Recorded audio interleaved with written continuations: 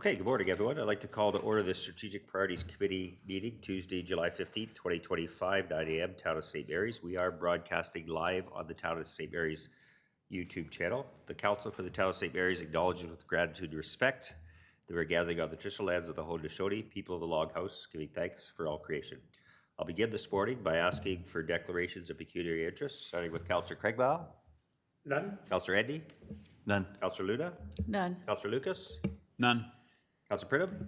None. Councillor Alward. None. And I have none. The agenda was circulated. Are there any errors or omissions, problems with the agenda? Seeing none, I'll seek a motion that the July 15, 2025 Strategic Priorities Committee agenda be accepted as presented. So I'd like to move that. Councillor Craigmile moves, seconded by Councillor Luna. Any further discussion? Seeing none, I'll call the question. All those in favor? Motion's carried.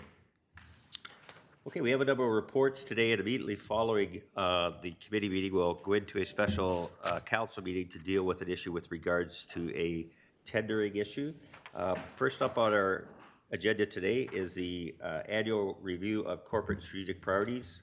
As you may recall, this is just sort of a check-in and an overview and a chance for us to update us as a council and talk about any issues or change any priorities as have arisen. Mr. Kemper, please. Yep. So thank you, Your Worship, and the Mayor's done a great job of setting this up for me. So, Council, this is a report I think we've seen about 3 years in a row, and quite honestly, it's been recycled for about 8 years now. But this is an important part of our annual process to review and confirm with Council to make sure that you believe that staff continue to work on the things that are important for the community. We will be starting the 2026 budget preparation very soon. So this also helps inform that process as well. So my approach today was not necessarily to go through every single cell of every single chart that I have attached to this, because much like Councillor Craigmile said to me before, it'd probably take about 10 years to do that. But because this really is a recycled report, what I was hoping to do is just give you a brief explanation of what we're trying to communicate in each chart, and then leave it up to Council for you to raise any questions you might have, or to give us any direction that you might see important. This report this year is slightly different just for two reasons. Most importantly, strong mayor powers do affect our discussion. So in the past, what would normally happen is you would give us direction today, staff would take that away, and things that you had told us were important to put in the next year's budget or put in a short-term priority, we would put in the budget and we would bring back. This year, with strong mayor powers, technically what could happen is the mayor, if he decided that it was not an important priority, could leave it out of the budget, and you could have that conversation during the budget time. I just flagged that because I think it's my responsibility to do so, but as you know, the mayor's communicated, he wants the budget to and the budget process to go forward as normal. So we're just going to treat this as a normal process. The second nuance is that, yes, go ahead, Professor. Sorry to interrupt, but thank you, Worship. In the unlikely event that the province grants the town or grants our request to not be on the list of strong mayor powers, does that change all of this, or how is that? Yep, it would just change the fact that we would no longer be statutorily required to put the budget forward under the mayor's budget. That's all. But you're expecting the timeline would be the same anyway? In terms of the budget timeline, yes, I think, and Mr. Moran will get that into his report in the next report. But we expect our budget timeline we want our budget timeline to be as aggressive as possible this year and have it passed before the end of the year. So what I was going to mention is that the second key point of this report is that this is probably the last good and healthy, healthy is the wrong word, the last real opportunity as a seated council to provide us with direction, because next year is an election year. So I always flag that for councils as they approach in their final year of their term, that if each of you will make a decision whether you want to run again and what your platforms are, but if you really want to see something happen before the end of your term, this is a really important time for it to communicate that, because we still have the runway to get some of this work done. So just like I said, I'll just briefly go through what we're trying to communicate in these charts at the end, and I apologize, I do know they're long and there's no perfect way to format this to make it easy to read, but we've sectioned it off in a very purposeful way. So when you look at the first chart, where it says section number 1, departmental priorities, what we're trying to communicate there is a blend of what we believe, what we've heard from council is you saying is important for a department to do, as well as what staff believes is important for the department. So as much as council communicates strategic priorities to us at the start of the term and each year, there are always capital projects that staff need to implement. There's always internal efficiencies they want to work on, and there's always that day-to-day work. So what the directors try to do each year when I challenge them to develop goals for the department is they try and take all of that day-to-day work, the capital projects they have to work on, the efficiencies they want to create, and council's priorities, and blend them into something that makes sense and that they believe they can actually accomplish in a year, and develop 5 to 6 key goals for their department. So that's what we're trying to communicate in that section number 1, which is departmental priorities. All of the things and all of the priorities that council believe, or that staff believe they can actually achieve in a given year. In section 2 is what we have termed as council's term priorities.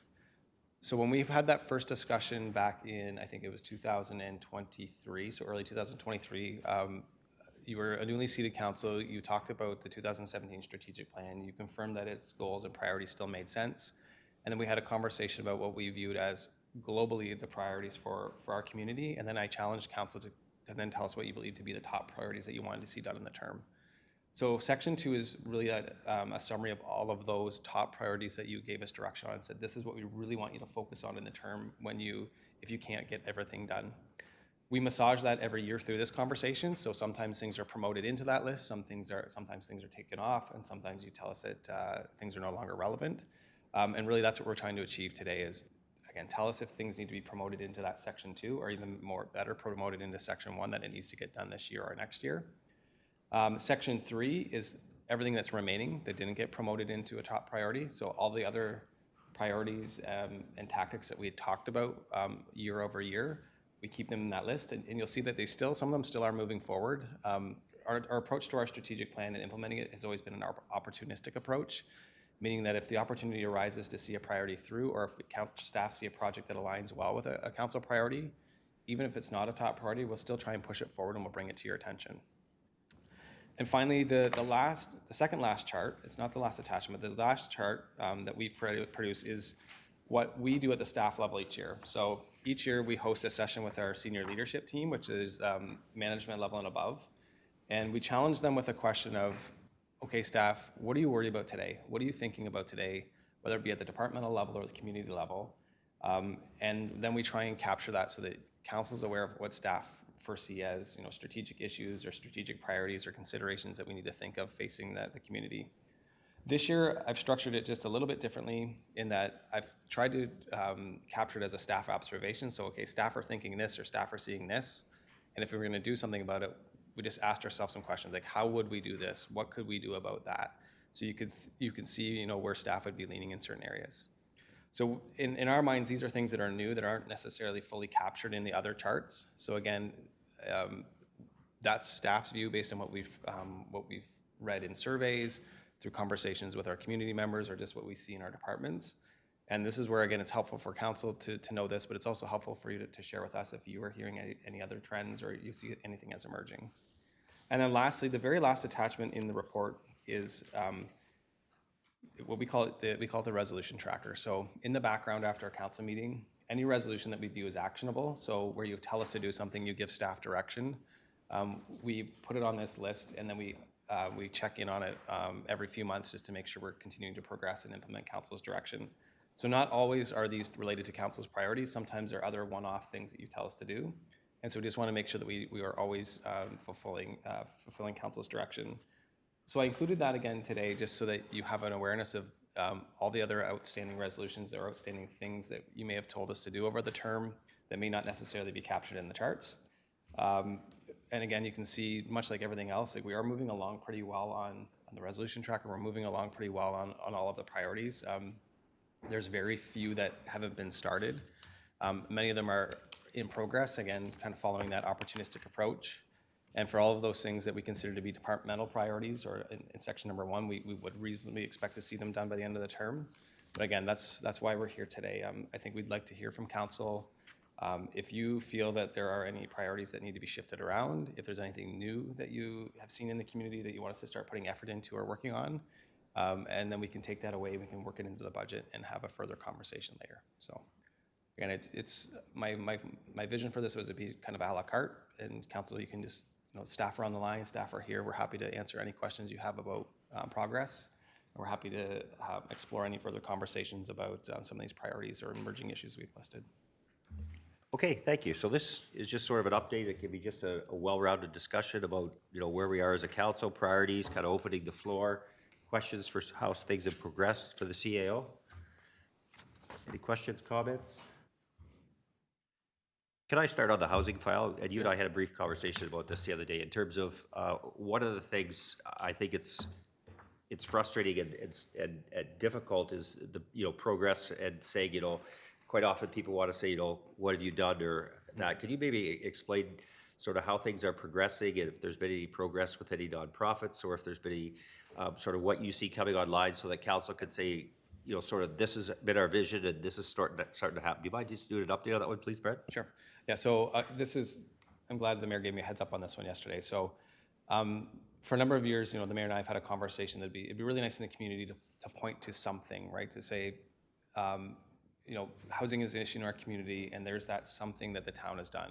And it's always easiest to point to something that's bricks and mortar. And it'd be really great if we could say, the town helped create a building that now has 8 affordable units in it.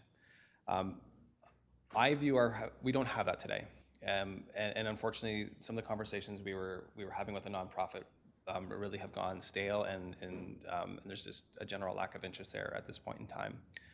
But to me, that doesn't mean that our housing strategy isn't successful. I think for a number of years, what I'd said to council was there's only a couple things we can really do as a small community. You can try and pour all sorts of money into your housing strategy, but you might not necessarily see results out of that, and you might not guarantee affordable housing. But we could always create policies that make it friendly to develop here, and really signal that we're interested in having affordable housing or different forms of housing in the town. And I think in that area, what you see in your housing action plan when it comes forward each year is a document that summarizes and tells you that you, for a small community, you as a council have really done that. You've really implemented a lot of policies that are developer friendly and encourage different forms of housing. And what we're seeing now is that actually occurring and developing in our community, right? So you see the development on Queen Street West that you approved, and it's a different form of housing that we have in St. Mary's. We've never seen stacked townhouses in St. Mary's before. You have an application now at 11 Kane Street where it's going to be a more dense development and again, a different form of housing with affordable units in it. So you're starting to be able to point to this, and we're hearing from developers that this really is a community where it's clear that we want this form of housing and we're easy to develop with. The other thing I'd always told council is you just approve everything, right? If something is reasonable, if you want housing, you have to approve it. You have to be bold, you have to be brave. You can't be worried about the 1 to 2 to 10 to 15 people that are concerned about it being built in their backyard. You have to approve these types of housing, and you've started to do that. Where we've moved on and where we can start pointing a little bit more to things we've actively done is really what our housing action plan encourages us to do. So it talks about leveraging land and resources and staff capacity to start creating more units. And this is what I shared with the mayor yesterday, is that no, we don't have like a building where we can say we partnered with Habitat Humanity to create that. But now we have Queen Street West where we can point to it and say there are affordable units in that building because we have a housing action plan and council and staff prioritized approving the development. And because of that prioritization, we'll have a housing agreement with them where they provide affordable units for 30 years. When you look at 11 Kane Street, although it's not in the approval process yet, it's still only at PAC, you can look at that as another one where you took land and you leveraged the value of that land and negotiated with a developer to say, if this thing gets approved, we're going to negotiate an agreement with you and you're going to provide a certain amount of units at an affordable rate for 30 years. So that's, I think we have 6 to 8 units that we've actively used our resources to negotiate. And we can point to and say, although we weren't actively involved in building it, we're going to have agreements on file that say we've now created affordable units there. Ontario Street's the best example, like the best example where you sold land, developed a number of rentals, and now they've come back, and again, council was bold, you approved the development. Now you have 9 more apartment buildings there, or 9 more apartment units there. So I'm starting to see that our housing strategy for a small town, we're doing as much as we can with outside of actively building something. You've done everything up to building an actual building. And I would say you're highly successful. And I think if Mr. Justizio was here, he'd tell you the same thing. You're being very highly successful for a small town. Okay, thank you for the update. Questions or further comments with regards to priorities? Councillor Pridham. I know it's been a topic of discussion, but I don't see it as a priority, and maybe it should be added. The parking, downtown parking, because of 14 Church Street and the opportunities that may arise, or maybe we could encourage opportunities to create more parking. That should be, I believe, a priority, because you've got, when 14 Church comes online, it would be nice if there was something that was also alongside it for parking. Yeah, duly noted. We'd put that in the stat, the very back of the document, where we say, what is staff thinking about? We have our own internal problem for parking for staff on a day-to-day basis, and we know that council has challenged us to figure out how we would park at 14 Church. So, we'd be happy to add that to the list. Councillor Howard. Thanks, Your Worship. I noticed a comment here about the Canadian Baseball Hall of Fame and the internalization of maintenance. I guess I'm just curious as to what the difference would be if we were to internalize, I guess, in a greater capacity or entirely, if you have explored that avenue much. No, we haven't, and again, that's why it's on the list. It's something that I think, from the Public Works perspective, they've done an excellent job of taking on. They've been taking on more outdoor maintenance at the Canadian Baseball Hall of Fame than we would have expected this year. It's just we're just now forecasting, parallel realities, a reality where perhaps the town has to now internalize all outdoor operations, and if that happens, we would have to turn our minds to think about how we're going to do it. As council is aware, we have this new challenge now where baseball is now relocated to Milton Field as well. So we're now putting more effort into those diamonds. We're starting to see we're putting more and more effort into our outdoor playing surfaces, and there's more and more demand for their use. So it's something we're monitoring, and at the Public Works side of things, they've been challenged to sort out how will they do this if we're asked to do more. And as of today, we don't have a good answer, but I know that's, although it may not necessarily be on the top priority list, I know it's something that they're consistently thinking about, because it's a staffing and resources question. Councillor Luna. Thank you, Worship. Question for Mr. Moran. The procurement bylaw, I think this is really important to get something new on the table, and because I think the Buy Canadian movement is maybe waning a little bit, and I think as a community we need to keep that in the forefront. So I'm just wondering where we're at with that. Through the mayor, thanks for the question. So yes, we actually have just come back to full capacity in finance with some hirings that started yesterday. So we do have that on our schedule to try to work through and try to get something for you as we committed to by the end of the year or this fall. So it is on the radar. We've got some good work on it already. We've got some drafts from other municipalities. We just now need to find time to put pen to paper, and we should be able to, over the next few weeks, once we get people trained up, we should be able to start working on that file. Councillor Craig Bell. Thank you, Worship. First, Brent, I'd like to just make a comment, and that's on those departmental priorities. Being efficiencies, they're more like service level reviews, et cetera, et cetera. And I think it's important to realize that these, in my opinion, are very important, because when we get into budget deliberations and things, if we're not doing that 4 to 6% potential increase for these departments could be in that 8 to 12%. So although you may not, everything is going up in cost, but these are helping us keep the costs down. So these are really important for the staff in those areas to be looking at all the time, whether it be grass cutting or whether it be bins, and that's not even a tax level service down there, or it could be energy lighting and stuff, saving on electricity. So these are really, really important for staff to do. So now that I've said that, I got two things that, and I know they're in there. I read the one on the vacant buildings downtown. I still think that's real important to get something, what legally we can do. And I've had a few comments recently based upon that, like all of a sudden something was declared uninhabitable and then it was taken down. And is that an avenue to make sure that things are safe? Because, you're constantly hearing of potential fires in communities and things like that. So I think that's something that's really important with these vacant buildings. So that's That's a top priority, I believe. And periodically, and this is just in general, because things change daily, I do believe that we see issues with our bylaws, and I think sometimes they might only need, might need a full service review, might need a full review or something, but sometimes it's just maybe one line added to that bylaw to protect something. And, I'll just give a quick one, like recently of the town staff jumping through hoops because somebody wasn't following the food truck bylaw, and things like that. I mean, I think it needs a statement in there that a commercial property needs to take some responsibility to make, I'm just saying those things because I think they're real important.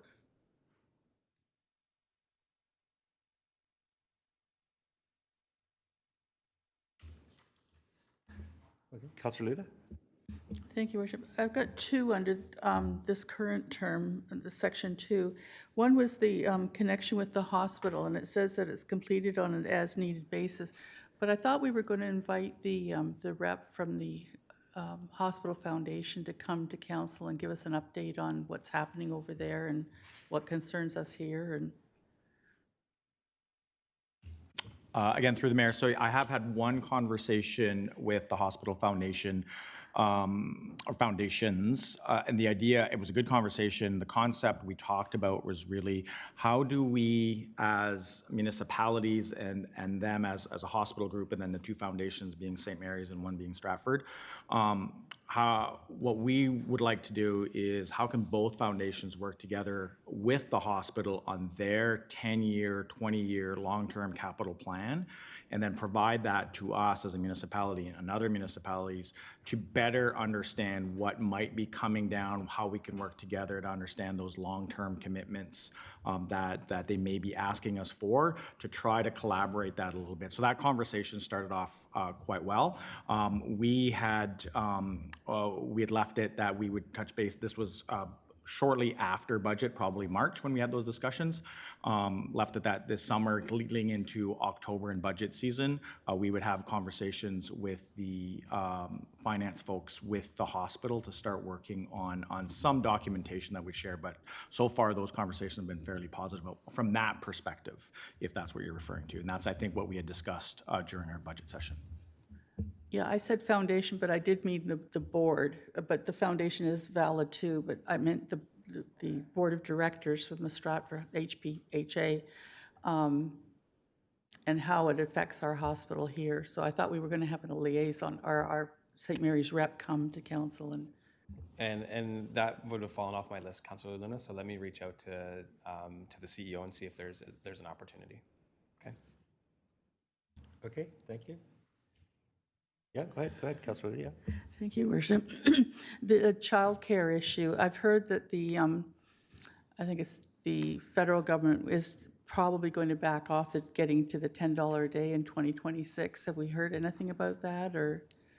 I think only what's been reported through the news. I do know that the city is, will be actually bringing a report next council meeting to confirm the agreement for the CWELCC funding for next year. So we'll have funding for reduced rates for at least one more year.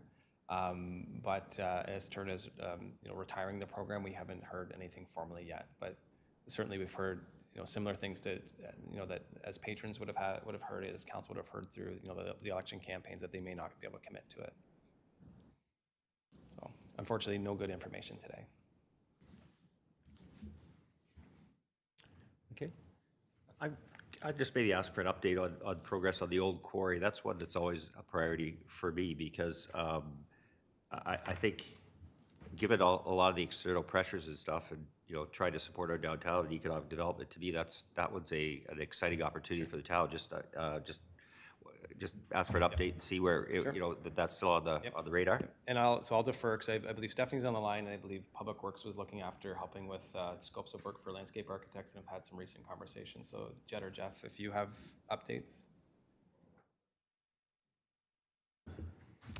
Through your worship, we've had some meetings with a potential partner for funding. So they had some resources for initial survey work where we could do some topo We've had some initial conversations with the Upper Thames Conservation Authority to get a better understanding of what can and likely cannot happen. And right now, we are working through some of the more detailed items in that plan for this year. We're finalizing the topography work. That's happening today, I believe, actually. And then we're looking at the, I can't remember the technical term, but the radar, the underground or the underwater radar stuff. We're looking for a contractor for that one. I know Stephanie's been working on that. And then our expectation was the second half of the year we'd be engaging the consultant to do the design work for that and then present some stuff publicly. So we may have something this fall in terms of a plan, or is it going to be next calendar year, or sort of just kind of timeline? I'm just, yeah. It's likely that it would be sort of late 2025 by the time we actually had something tangible to present in terms of like a drawing. Yeah. Okay, perfect, thank you. Councillor Elbert? Thanks, Your Worship. I was just going to offer comment with regards to the climate change action plan and whether or not that's still kind of a valid process to undertake. So I guess my take on that would be is there's not a whole lot seemingly that we can really do with a climate change action plan in terms of new programs or different things we can invest in or implement. And our current take on climate change is more or less to have within our processes and the things that we do a sort of green lens, which I think is appropriate. I guess I would just say, rather than creating a full climate change plan and using staff time to do that, I think it's best maybe even if you had a staff report for Green Committee or something, a reference document that just shows out, here's some of our policies we have, here's how they have a green lens or how they consider climate change, and just sort of something for some sort of reference document. But I think a full plan would be wasted, and I think that anybody with an interest in seeing a climate change plan and what they think of is going to be disappointed by something we could actually put to paper. And thank you, Councillor Arwood. I think you've kind of hit the nail on the head of what staff are trying to get to in the little update we had in here, is that you will see many municipalities take like a very bold or very public stance on climate change and say they make numerous commitments of how they're going to cut their emissions and how they're going to invest in EV technology and all this good stuff. I think that was our question at council: is do you really want to see us have a plan like that, something that's bold and big and actionable? And if we have it, are we actually going to hold ourselves accountable to do it and do it? Because more often than not, Jed will explain this. You know, have this conversation. It's a lot of investment for almost zero ROI. You'll never see an ROI on those things. And that's not to say that that's justification not to do it, because we need to be environmentally conscious, and I fully believe that. But the green lens, I think, is a perfect way to articulate it. Like when we look at how we do things in this municipality and we approach anything, I think staff always have a continuous improvement mindset, and I think they always look at options so that, when we come forward and it's time to replace a Zamboni and we say, okay, should it be propane or should it be an electrically charged one, you will get that report and you'll have that decision. When we update our buildings to the current code, which by extension then also helps climate change. Really, that's our question: is do we just continue to operate the way we are with a green lens, which is just naturally ingrained in us, or do we have to have a big plan that is kind of commensurate to everybody else? And I don't want to do something just to say that we have it because everybody else is doing it. Actually, if we have a plan, I actually want us to action it, and I'm not confident that we would, to be quite honest. Okay, Councillor Craigbaugh? Thank you, Worship. I tend to agree with you. I think all it really needs is just that green thumb, that we're always looking at things, and it should be just a statement written in our asset management plan and procurement policy that we look at things as far as climate change. Then when the decision is made to purchase something, I think we need to document the improvement we've made so that it's a living document with an ongoing list, because, or it could be something like, we looked at something here, this electric vehicle, but it wouldn't run the plows currently with the hill structure, so at least it says why we're not doing it. And I think that's all you need. Councillor Luna? Thank you, Worship. Just something further to what Councillor Craigmile was talking about before about vacant buildings downtown. I thought we were going to investigate that all these empty buildings are indeed insured, because we can assume that they have insurance, but if they don't and something happens, then that could be a real problem. And so Councillor Craig Miles, drawing that from the list of outstanding resolutions, you had passed a resolution at some point in 2024 asking staff to report back on basically all steps a municipality can take that are in legislation or in bylaws to reduce vacancies or then at least protect vacant buildings. It remains outstanding from the building department, so just based on the conversation today, I'll make sure we prioritize it into list number 2. Councilor Burnham? Thank you. This is about the road safety network, and I just had a call recently from a resident about a concern that they have. And so my wonder is, when we do get those calls, do we just direct them to Public Works? And maybe there should be a public outreach to find out what concerns are, because I don't live in their neighborhood. I don't know what their concerns are. So a public outreach, and then that would also create some sort of buy-in when we do have to take down a tree, say, or something like that, because there's a safety concern. It's been identified not by the town, but also a little bit of buy-in from the residents, because that survey would indicate what their concerns are in their neighborhood. And that just might help with Public Works. You know, I appreciate all that's been happening and the identified pieces so far, but maybe, yeah, that should be added.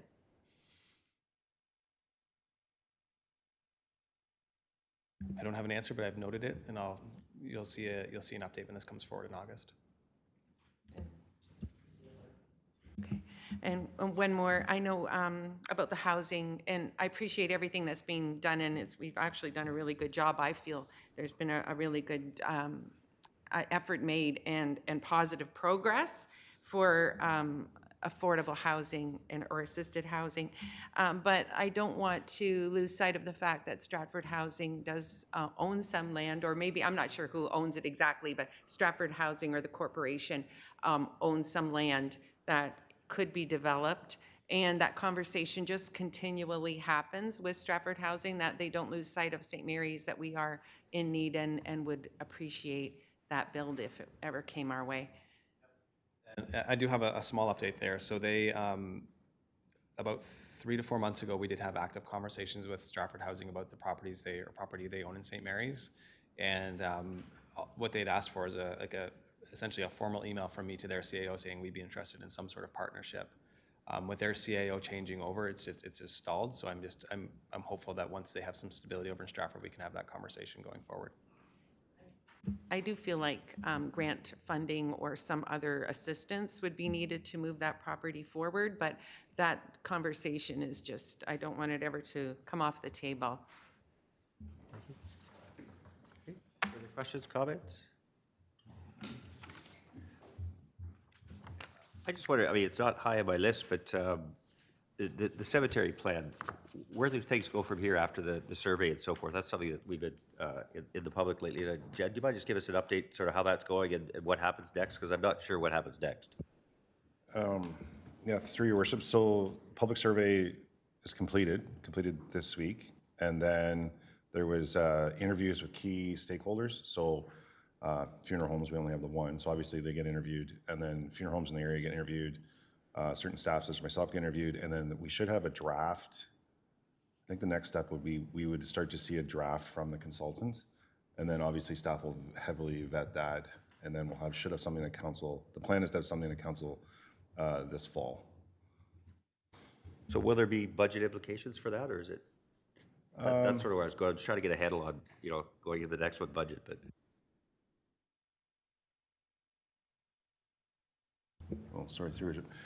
I don't believe there'll be specific capital budget considerations. Part of the cemetery master plan and working with clerks is a bylaw review. And the reason we requested that is because we want to do a service level review. We're getting requests for services that we currently do not support. The cemetery business models, the interments, the methods of interments is changing. So what we would look at is potentially having a bylaw a draft bylaw for consideration, and there's a whole process for the bylaw. It's not just a turnkey approval, we have to go to the BAO, but the thought is to, with the master plan, is we'd have a layout of the site that would reflect more of the trends in the industry, so to speak. But my overall intention was to expand the service level and try and trim the operational costs so that the cemetery is a self-funded entity. I got close a couple years, but ultimately it is tax picking it up. But the plan would be to make it self-funded. But I don't see, from a cemetery operation perspective, major capital expenditures. We are fortunate, we have probably a 200, 300-year site, which is kind of unique, so. Great. Did that? Yeah, that answers my question. Thank you. Anything further with regards to priorities or any general questions in terms of where we're at? Councilor Lucas? Thank you, through the mayor. Just a question, and I know Dave Blake isn't around, or maybe is online. I spend a bit of time at the landfill, just through occupation. Are we okay capacity-wise in the short term? I realize we've got our EA and plans in place. It just, I feel every time I drive in there that it is a significant, so I'm just curious, I'm just making sure that we've got our eyes on that. Go ahead, Jeff. Through Worship, Councilor Lucas, yeah, we're okay. So we did get a receiver approval, but we were operating with temporary approvals year over year. But honestly, that dozer has made the difference. We're probably saving 30% of the volume year over year from the temporary approvals. So our fill rate's actually down. And I think it's because of the cover requirements and able to trim the cover requirements. So we're absolutely A-okay. Perfect. Thanks for that. Any further questions or comments with regards to the strategic priorities? Okay, so is everyone okay to give direction? Mr. Kipper, the plan will be report back. Do you want to comment on that? Yeah. Yeah, so what I typically would do after this is I'll go, based on the feedback you've given me today, I'll do my best to articulate what I believe I heard. I'll update these charts, and I typically report back at the August council meeting and say, oh, here's your updated chart. You'll see track changes on it, and then just ask for you to confirm that those are your priorities for essentially for the balance of the term. Okay, everyone comfortable with that? So as a result of that, and a very efficient clerk, I have a motion to put on the table that admin 35-2025 annual review of corporate and strategic priorities report be received for discussion, and that staff report back with a proposal final list of corporate and strategic priorities at the August regular council meeting. So we're going to move that motion. Moved by Councillor Craigmile, seconded by Councillor Alward. Any discussion?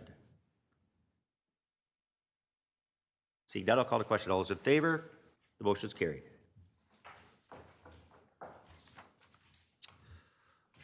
Okay, so then we'll move on to a favorite topic this time of year is budget. Mr. Brett is smiling, so hopefully he has good news for us today, actually. Thank you, Mr. Mayor. Yes, it's fun to joke with the mayor now with the strong mayor powers, and it's his budget. So, very similar to the CAO's report. This is something we do each year now. So a lot of this information really is tweaked and changed and updated, but certainly something you've seen, or at least generally you've seen before. But I'll walk through the report that you have in front of you, just to kind of walk you through. And the idea for today is really to give you some information of what we're looking at so far. We are going to start at a staff level diving into our operating and capital budgets over the next 6 to 8 weeks. So that we can kind of deliver the budget as we've discussed in the past, and really keeping that timeline fundamentally the same, and we'll get into the timeline here shortly. But it gives you an opportunity to, along with the priorities, give us any other direction or anything else you're seeing on your end, so that when we provide the budget to you in the fall, everybody's expecting a similar thing, right? So we don't want to come to you with any surprises, but vice versa, we don't want you to come to us with a bunch of surprises either, so that we're all on the same page as we kind of provide the budget in front of council that you think you want to see. So with that being said, we kind of take a look at the way that the report is written is kind of look at our current financial status. We're a little bit later on our 2024 audit than we'd like to be, but we have had the auditors in, we've done the audit. Preliminary results are on page 46 in the report.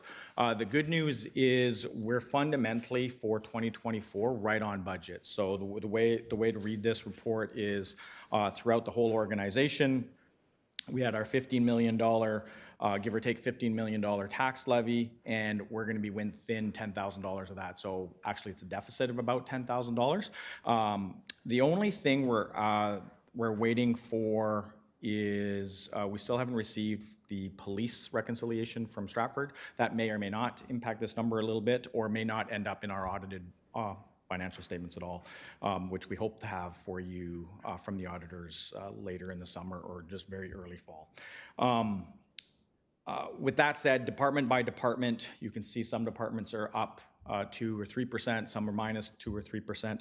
Nothing really here shocking. In administration, again, you see administration being at about 5% over budget, and the reason for that, again, is police, and we knew that when we had budgeted in 2024 for the police budget. It had gone up significantly, and we had already passed our budget when we got those numbers, so we knew that part was going to be over budget. Other than that, everything else is fairly consistent with what we expected it to be, with some ups and downs that we've noted in the comments. So that is the good news going in, and again, that is. The CAO and I have talked about this in the past. We prefer to see a budget like that is very close, maybe even a little over, than a large surplus. That means we have done what we're supposed to do and we haven't overtaxed our residents, right? So that's the good news on the financial status, kind of where we're looking. 2025, we're working on our second quarter right now, but again, things look to be fairly consistent for 2025. We will see some snow removal costs a little higher, but again, things seem to be doing fairly well on that front. As well, I've included on page 38 on the update on the current financial status is we received what the Municipal Affairs calls their FIT, financial information tracking sheet, or their financial indication review. It just compares our municipality based on FIR, the financial information return numbers, to other municipalities in our area, in this case, single tiers in Southern Ontario. And again, on page 38, I've just kind of summarized a few of the main ones. There's more information. I had these in one of my monthly reports a couple of months ago, but just to reiterate, the first one is your taxes receivable, something we're seeing, or I'm seeing and hearing from my colleagues that taxes receivable seem to be dipping up a little bit in other municipalities. We're still trending fairly good there at around the 5% mark. 4.7% was our most recent numbers, compared to our peers at 6.3%. And then what happens is the column on the far right, the level of risk, Municipal Affairs sets up certain guidelines and will say if you're low, medium, high. And we're not high in any of our items. So again, that's why I put low there at the end. Reserves is always one I know council likes to ask about. How are our reserves? Should we be having more or less in our reserves? And again, you can see here where it's a percentage of our total reserves compared to our total expenditures. We're a little lower than our peers. We're at 71.7% versus our peers at 87%. Again, still in the low risk area, which means we have an adequate amount of reserves from Municipal Affairs standards. But again, as I've said before, you have to look at reserves along with your asset management plan and along with your debt. So all of those things kind of work together. If you go to the next column, which is the asset consumption ratio, that tells you, in essence, how new your assets are. So when ours is at 35% and our peers is at 43%, that means our assets are actually newer than most of our peers. So our reserves are lower, but our assets are newer, which means we're going to have to spend less on our assets over the next few years. So it all balances out. And then the last one, of course, is our debt servicing costs. How much debt do we have, or how much debt are we paying each year, principal and interest, in comparison to others? And again, we're very much on target there with our average municipality. Average is 4.3%, we're at 4%. So again, if you go back to 2019, I had done a report on the financial health and looked at a lot of these items and did some comparisons, and we are still trending quite well on all of these fronts. And just to show you that information that we received continues to be, we're trending properly as we should. And a lot of when we get into detail on asset management, we'll talk about this a little bit more, but you'll see we're continuing to do well on that front. So we continue to be the point here is we continue to be in a decent financial place. The next piece of my report just talks about just a reminder of what we did for 2025 in that budget. So that summary is there. It's not that long ago that we were talking about this. The budget was passed at the end of January. Again, quick reminder, our net tax levy was 3.63%. That included net growth of $266,000, which has been about our average the last number of years. We had one peak year in 2021, I believe, but we've averaged out about that, and this is kind of what we expect to see as we move forward into 2026 as well. Further into, I won't get into too much detail, we just did this, but the other thing we do each year, and I've shared this with council each year for the last at least 4 years for sure, is on page 40 is a comparison of our median residential property taxes with what we call our benchmarking group. So a group of municipalities that we see as very similar to St. Mary's for various reasons. Some of them you'll see are much larger than us, but again, we operate similar services to them with maybe because of our PRC or maybe childcare or those type of things. So we've included them in our benchmarks. And the important part about this chart is the gray line is the average of all those municipalities. We are right above that gray line. We've always been above that gray line, but over time, we've come a lot closer to that average because our tax increases have been moderate versus in a lot of cases, our peers have had larger increases. And if you look at the black line above, and I know this is a little bit confusing, so the black line goes with the right-hand column percentages, and those are the net tax increase that those municipalities had in the previous year. And Central Elgin, as an example, had very close to a 0% tax increase. Actually, for the last couple of years, Central Elgin has had a very close to 0% tax increase. So their average has moved down quite significantly. And where you see us at, again, the 3.63%, Goderich was low with us, Elmer was fairly close, and Ingersoll fairly close. And then you see some of our other peers that had much higher, like Wilmot's, of course, we all heard about, had a large increase. Stratford had a much larger increase than that, and some of the Perth County lower tiers, when that's combined with their county, had much larger increases. Again, their average taxes per residential is still quite low, but they've certainly been moving up quite high. So it's just a good comparator that I like to show, and it doesn't necessarily matter where we are, it's how we're trending. And again, the important piece is I think we've been trending in the right direction, not reducing taxes, but again, being accurate as how we project. So again, just a good information that is always helpful. And again, it's important that I'm not talking about tax rates, we're talking about the median average property tax for a residential property, and tax rates are all over the place. And you hear people say, oh, Toronto's tax rates are so low, they're lowest in the province, those type of things. Well, it's not necessarily true on what a typical property would pay, which is why on the far right, we have that same information for Waterloo, London, Mississauga, and Richmond Hill. And we picked those because at the time we had a lot of folks coming from those municipalities and asking us a lot of questions at our front counter.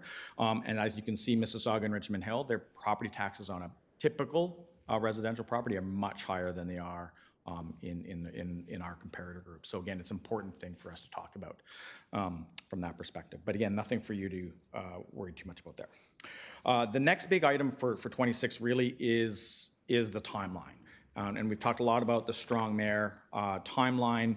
Really, the way it works is if we want to pass our budget before February 1st of the year in which the budget is, then it's a strong mayor budget. If the mayor chooses not to put forward a budget by then, after February 1st, the process would fall into council's hands and be a normal process that you've all done in the past. Ahead of time, though, it is a strong mayor's budget, and there are certain timelines that we have to follow. In essence, what happens is the mayor tables a budget. There's a 30-day period where council now has the opportunity to propose amendments to the budget to get approved. There's nuances in there. Then following that 30-day period, there's a 10-day period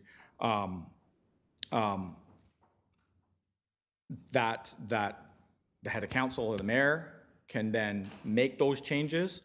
Then following that, there's another 15-day veto period for council to, again, veto some of those changes. And then from there, there's some more time for the mayor, and then the budget gets just basically deemed adopted at that time. We've met with some municipalities, and again, the process and with the legalities of exactly what this all means is still up to debate. And there's still some municipalities. It's safe to say a lot of municipalities that have been doing this for the last couple of years that already has strong mayor. A lot of them are doing the process much differently. But there's no legal challenges at this point in time. So again, in our mind, what we've put together, and again, my conversation with the mayor was to kind of keep things status quo. In order to keep that process very similar, our view, my view, and my recommendation as we go through the timeline is to keep our process very much the same. Staff would have this meeting, we'd get information, we'd put the budget together, we'd have a meeting with council, our first basically council deliberation meeting, where we'd deliberate with council. The staff would present our budgets based on what we have. And then council would give us suggestions and resolutions in regards to changes or otherwise. And then that would be the budget I would then hand off to the mayor, and then the mayor would basically say, now I'm tabling the budget that council's already deliberated on. To me, that's probably the smoothest way in order to kind of give council keep things as status quo as they have been, but also give council ample time to put things in and out. And then once the mayor tables that budget that council's basically gave recommendations to, and the mayor too, now things may change in the meantime, but presumably then that budget will get tabled, and then those timelines will begin. And trying to keep our budget the same. The problem is those timelines certainly start to get us into the Christmas season around that time, that's where it gets tricky. So on the timeline on page 41, I'll kind of go through is today's meetings. We prepare our budgets by August 31st. I have included a new public engagement in August. We talked about that on a few occasions now of trying to get some public engagement out there a little bit early. The other piece is Jeff and Spencer have been working on the asset management and our next piece of that legislation to talk about levels of service on asset management. So that might give us an opportunity to do some engagement at that point as well, which is all budget related. So we would do something like that in August. Which would help provide council some information. We do our internal reviews with CAO and myself in September. And then once we've got kind of a budget laid out, we'd have our second public engagement process where we actually have some information to share with the public, and which is what we did last year at the farmers market. So we do a similar piece to that in early October. And then we would bring forward the budget, the staff prepared budget to October 21st for your review and all the information, and we'd start that process. So I've booked kind of in here 2 meetings, October 21st, November 4th. The idea here is to try to get everything wrapped up into 2 meetings with then at that point that gives us time to make any changes, and then the mayor would in essence provide a mayor's draft budget on November 7th, again, plus or minus. And then those timelines that I talked about would start to take shape. You do have opportunities, both council and mayor, to shorten those timelines by resolution. And the idea here is if we use all the timelines, basically the way I've laid it out is the budget would get deemed on January 5th. That gets a little tricky over the Christmas holidays if there are amendments that want to be made or need to be made or requests for that. If we shorten those timelines, because hopefully there's plenty of opportunities early on in the process for changes to the budget and recommendations to the budget come forward, then council may have the opportunity to make a resolution to shorten those timelines, which then can maybe get us to a point where we're deeming the budget on December 16th. And again, I've kind of laid that out on page 42. I'm not suggesting we make any of those decisions today. I just wanted to lay out basically some possible opportunities for what the process will look like, and then what the mayor's budget regulations kind of look like. Still learning a few things on that front from some of our fellow municipalities and from the province, so tweaks can be made. But when we come in October to present first budget, we would then also present a revised schedule with these dates. And then at that point in time, depending on where council stands, where the mayor stands, we can, you can make some decisions on whether or not you want to shorten some of those timelines to kind of match where we want to end up with the budget process as we move forward. So I know that's the new piece, so I'll kind of stop there and I'll try to answer any questions around that if you have. Otherwise, I'll just kind of continue. Any questions around process? Councillor Luna? Thank you, Worship. Just to go back to this deficit, I don't think I've ever heard that in relation to a budget before. We've always had a surplus in my mind that I'm thinking. There is a northern municipality that's on the verge of bankruptcy. I'm sure we've all heard about them. And as of August 1st, they may lay off all their municipal staff, et cetera, et cetera. They're 2.5 million in debt. We're not trending that way in any way, shape, or form. And is it correct to say that this $10,000 is because, I'll use the term, staff aren't over budgeting, if you know what I mean? I'm sure there's a better term for it, but so we're getting better at budgeting, is that fair? And it may iron itself out depending on the police budget and all that?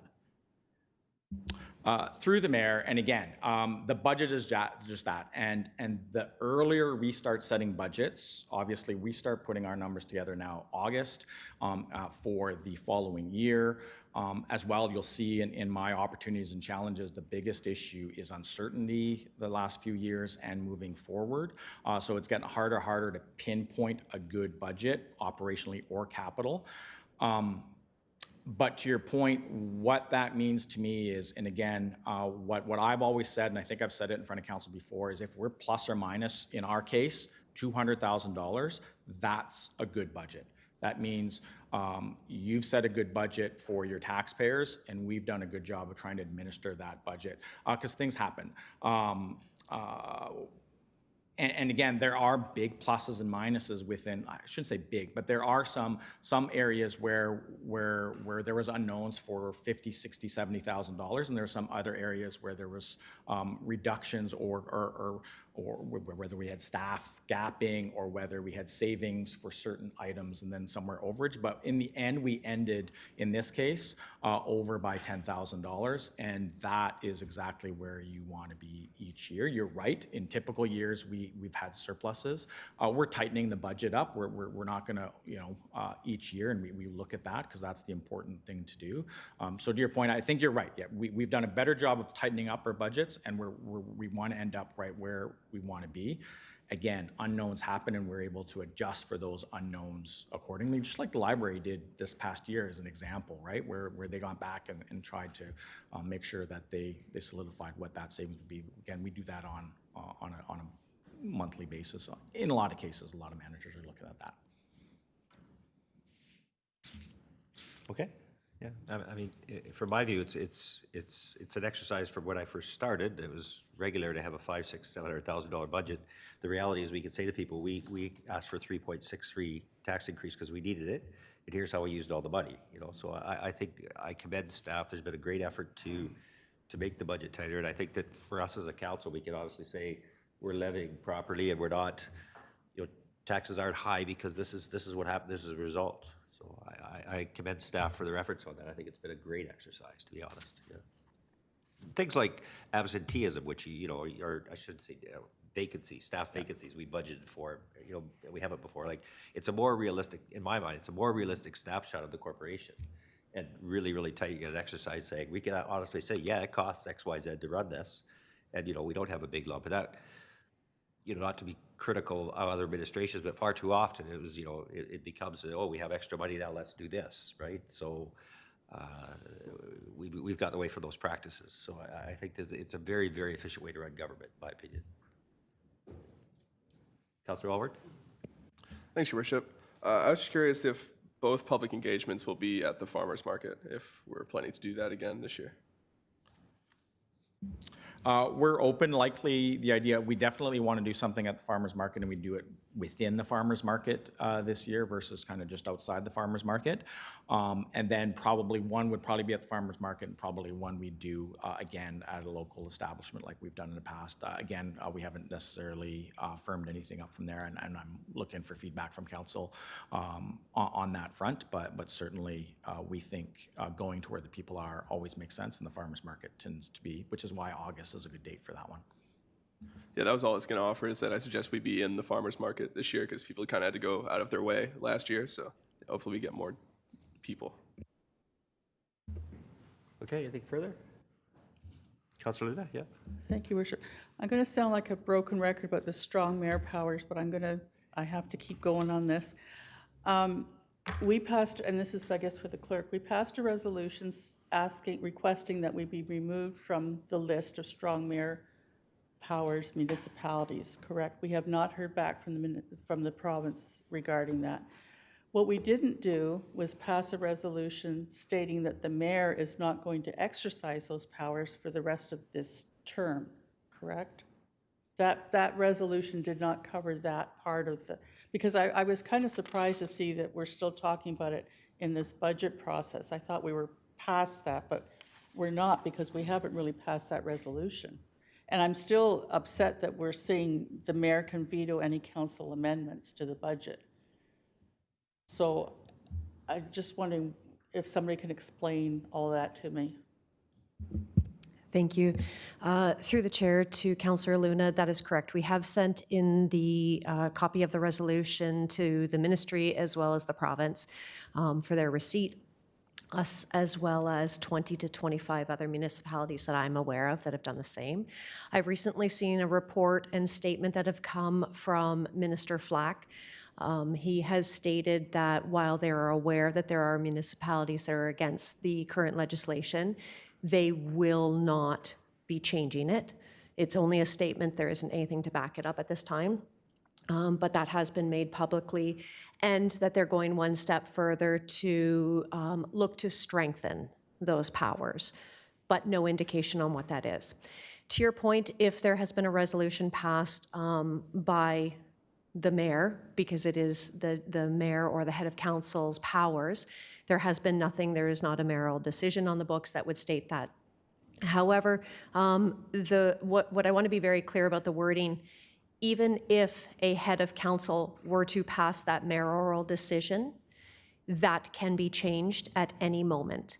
So in general, across the province with those municipalities that have those powers, if a mayoral decision or direction were put in writing to state that they will not veto, they still may. So in my own personal and professional opinion, to have that on the books, that can be changed at any moment. And it would be more ceremonial in nature to have that there. So I believe what my approach has been when we look at bylaws is to try to help staff with the implementation of whatever council or the mayor's decision is at the time, recognizing that it could be changed, but trying to get a little bit more consistency when we need to have those decisions. So planning decisions that a mayor could reverse, anything that's related to the provincial priorities, is reducing the timeline and moving on with the process. Councilor Eddy? Thank you, Your Worship. I have a question that probably acts as an addendum to Councillor Luna's question, but the period between November 18th and January 4th not only seems adversarial, but it also seems redundant. It's the mayor's budget, but council has the last word. I'm not sure I'm absorbing this the way it's meant to be. Can that be explained? Through the mayor. So the way I've devised this plan, and this is subject to change certainly, is to keep things status quo is we run through the status quo process early on. Then comes, in essence, council's gone through the process, staff have gone through the process. But then there's still this strong mayor legislation out there, and the mayor has to do something with it. In essence, what we take is all of our recommendations then fundamentally go to the mayor, and the mayor then tables the mayor's budget, and then the formal process begins, which is what happens between November 18th and January 5th. In this current. And nothing from council or the mayor could happen in that point in time. And then that budget that the mayor tabled on November 18th becomes the budget that we all work with for 2026. Alternatively, council can make amendments or try to make amendments. The council can or the mayor can veto some of those amendments. That's where that process comes into play. But if truly we're doing a process which is similar to the previous years, you're right, Councillor Edney, you would have an input, you would have made some suggestions as council, and the mayor would have accepted those suggestions when the budget is tabled on the 18th, and that may be just running the timeline and the clock to meet all of those legislative guidelines. Is the way I've developed this process. If truly that's the way council wants to go with status quo, that to me made the most sense. And you're right, the final end of the budget is just waiting for that clock to tick. Which there are opportunities to shorten that clock if that works out the way I've suggested, which is where that other timeline comes in. Okay, anything further? Councillor Craig Bob? Thank you, Your Worship. Just a comment. That first kind of engagement there, I think it was October 21st, was it there? Staff proposed budget table for council feedback and whatnot. I'm going to be back by then, but I hope it wouldn't be a week earlier. If you could just put that in your notes that I'll be away from the 10th to 20th. Okay, anything further? All right, so, I mean, what the clerk and I have been doing on all resolutions, I've been signing off saying I'm not going to veto this. You know, essentially, whether we agree with the law or disagree with the law is the law. And the reality is that that power remains there and so forth. And I've committed to council and to staff. And Andre and I've had a lot of jokes about this, actually. No, I'm not going home and crunching numbers at night, actually. But the reality is that we're trying to make the budget as seamless and as we've done it before, because quite frankly, it's worked well, in my opinion. And council has been very cooperative, and we've been able to come to a lot of good resolutions, I think, even amongst some disagreements at budget time. So that's the message I think Andre's trying to deliver. And certainly whether we passed a resolution or not, the legislation is the legislation. But as far as I'm concerned, I've worked with Andre and the clerk, and I've been, in spite of, I've had this conversation with Matthew Ray as well. It seems quite odd that they're trying to speed things up, yet I'd have 48 hours to make a decision to veto something, which is bizarre. So our workaround has been that I sign off on the veto after every meeting. So if that helps. But so Andre, how about some good news? Thank you, sir. So the rest of the budget and the rest of the document really comes around what challenges, opportunities we have. And there is nothing really that jumped out when we had some conversation that really is going to be a really hard challenge or anything much different than we've had in the past, with the one exception of, again, the uncertainty that we have around what might change, what might evolve, and things happen very quickly. Strong Mayor is a perfect example of that, which is really the thing we need to stay on top of all the time, is what might change with certain things. So I'm not going to go through the next few pages because, again, it's pretty fairly well laid out there, but inflation is back to kind of where it should be. The not only inflation for CPI, but also on the capital side, it certainly is starting to edge closer to that 3% mark, which is where we typically expect it to be, and which is where we try to trend for our capital side and our investments on that side. Staffing costs, again, I have noted in here staffing costs. We are at kind of the tail end of when we did our review and our adjustments back in 2021. So again, staffing costs are coming down to a normal increase. Having said that, we are looking at doing a market review this year. So we haven't seen so that will be something that council will consider as to what that impact looks like and what we want to do moving forward. So that's an unknown here. To the mayor's point earlier, we have continued to look at the gapping. We are certainly having a little bit more movement throughout the organization. So when I say gapping, that means we budgeted for somebody to be here for a full year. If somebody moves on or retires, there's just a process and some time. So there's a little bit of a gap there. So there leads to some savings on one hand. On the other hand, it also leads to challenges getting all the work done. So there's pluses and minuses there, but we're trying to budget for it at the very least, and that continues to be a trend that we can look at, increasing the number we have there. One of the other big challenges we continue to have is our external services tend to have increases that are much larger than ours. For various reasons. So again, keeping those things in check is certainly something we have meetings throughout the year to try to make sure we at least know ahead of time. We just had one in June. It's very early, so we don't know all of those details, but we certainly are seeing preliminary numbers that seem higher than ours at this point in time. But again, time will tell here as we move forward. There's a couple of conversations about climate change. Asset management, we continue to do a pretty good job on that front, and we've got some reserves in a lot of our capital program. Again, we are working on the next phase of that asset management plan, so you will see something come later this year around levels of service and proposed levels of service. So the idea on that, just to give you a quick, a very high level, and Jeff would get into a lot more details, but we have our asset management plan. Last year, what we did is said, here's our asset management plan, here's the cost to basically meet our current levels of service. This is where our roads sit on an average, and to keep those roads moving forward at that same level, it would cost us this much money. And here's kind of our infrastructure deficit and what we're doing to fix that deficit. The next piece is council, public, is the current level of service where you want it to be? Do you want the level of service to go up over the long term or down over the long term? One way to fund our asset management plan is to lower the level of service. That way it'll cost us less in the long term.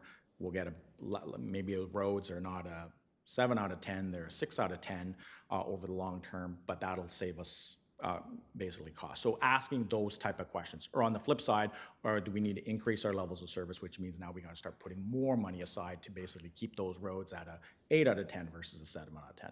So that's the next piece that we're working on now, and we'll have some discussions around that as we move forward. And then the operating level of service, there was some discussion earlier about Canadian Baseball Hall of Fame, those type of things. So again, there are some changes there we're looking at. So in some cases, we're taking on a little bit more. We're doing things a little bit different, both ways on that front.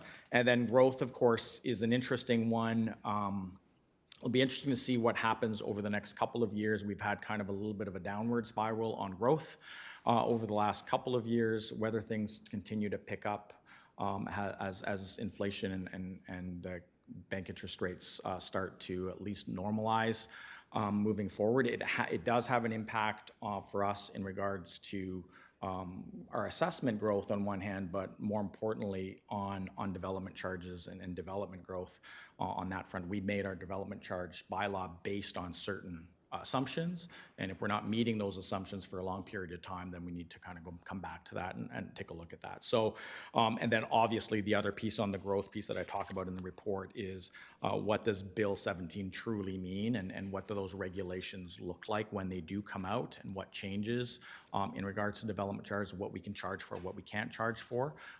What's basically passed right now is some certain criteria that doesn't affect us in a significant way.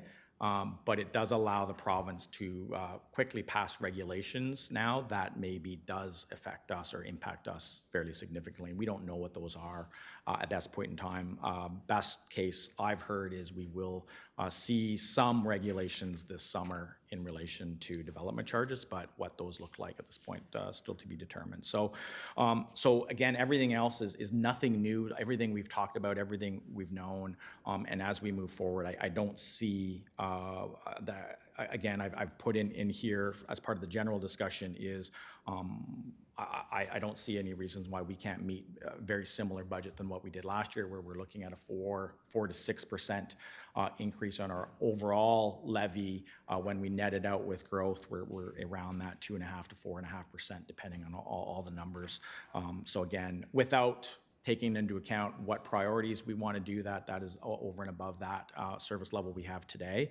And then a few of the other things, for example, on the market review or anything like that, that comes into play. But and that's where kind of I'll turn the meeting over to council to give us any further direction on projects operating, where you'd like things to see, or if you have any targets for us when we're kind of giving that message to our staff and trying to really put forward a budget that you expect to see for 2026.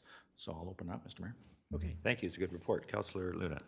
Thank you, Worship. The external services are a big concern for me, being involved in 2 of them. I very much doubt that the health unit or Spruce Lodge will have their budgets by the end of the year for 2026. Are the other partners aware that that's our timeframe? And how do we, I mean, they're a huge part of our budget, and how can we bring a good budget forward by the end of the year if we don't have that chunk of information there? So through the mayor, good question, and again, we certainly try to, we invite them there.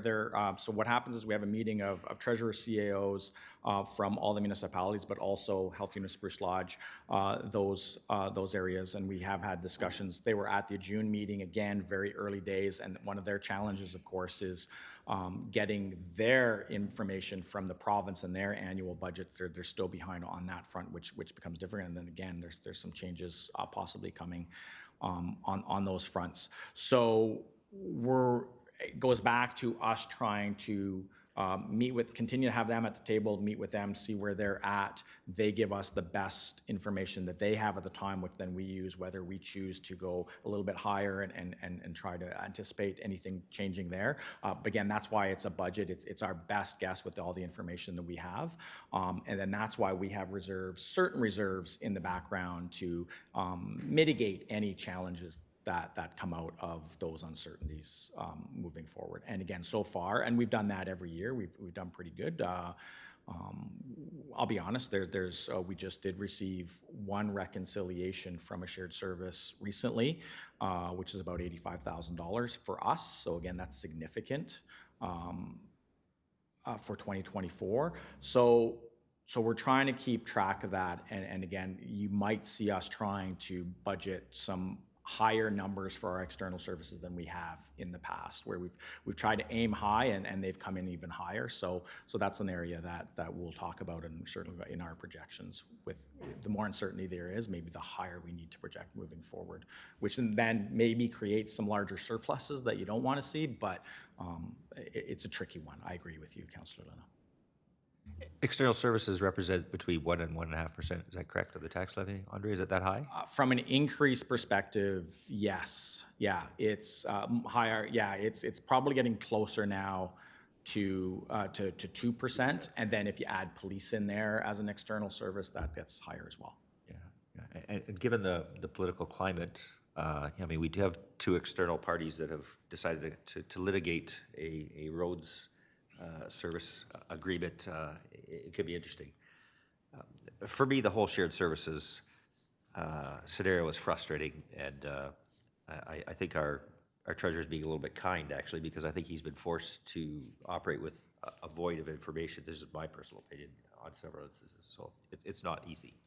Yeah, but the reality is I feel pretty strongly that we need to, past experience has told us that getting our budget done earlier, getting tenders out earlier, and planning ahead is the way to go. The fact that, delinquent municipalities like Perth South are struggling to get their budget done still, I believe, shouldn't reflect how we operate at the county level either. So it's tricky, but I think we need to push ahead myself.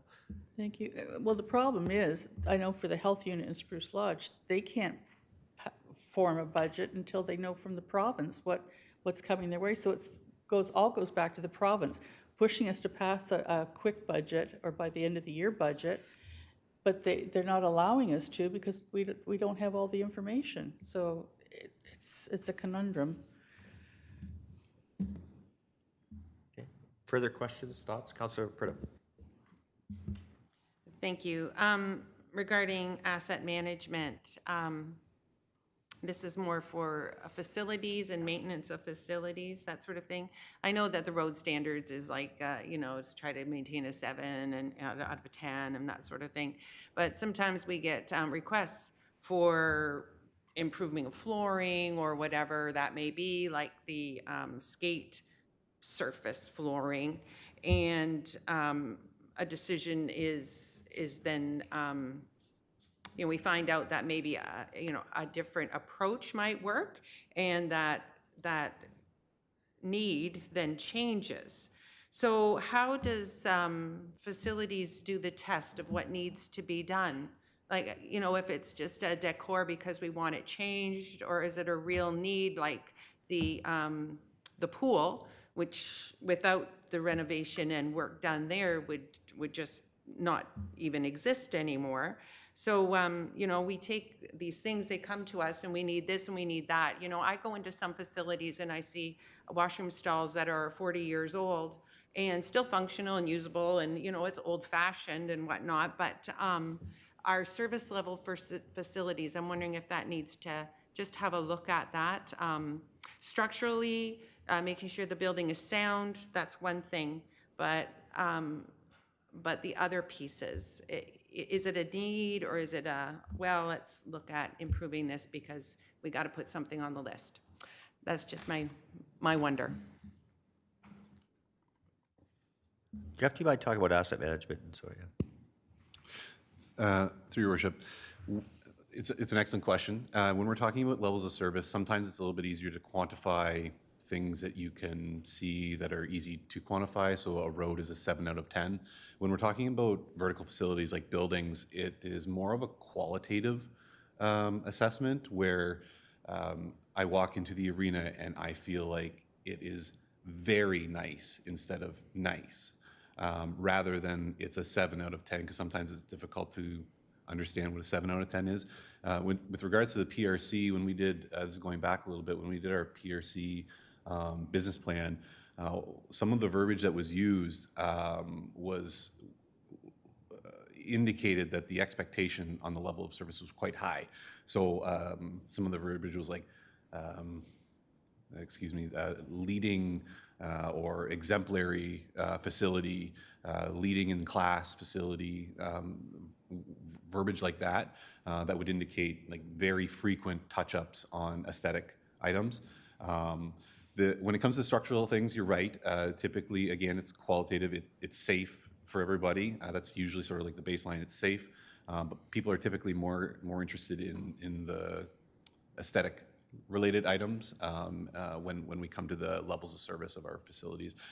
Outside of the actual, you have this much square footage of tennis court, or you have this many ice pads, or this many hours of baseball diamond usage, like that type of thing. When we're talking about buildings, it is more qualitative. So that's, I guess, where I'm, sorry, is that okay? Go ahead, okay. I guess where I'm going with that is when we're looking at how our budgets are increasing and we're looking at the future of where we can make some changes, maybe we need to start looking at those exemplary, our appearance and some of those adjustments. So I just want to toss that out there as a thought. Not that things need to change at the moment, but maybe it should be, when we look at things through a lens of green and climate change and all of those, maybe we need to start looking at things through, is this something that can wait, or is it really due, do we have to do this at this moment in time? Just a thought on that. Thank you. Okay, thank you. Further questions or comments on the budget? Thoughts on the increase? Staff is asking us if we can live with the framework they're working within.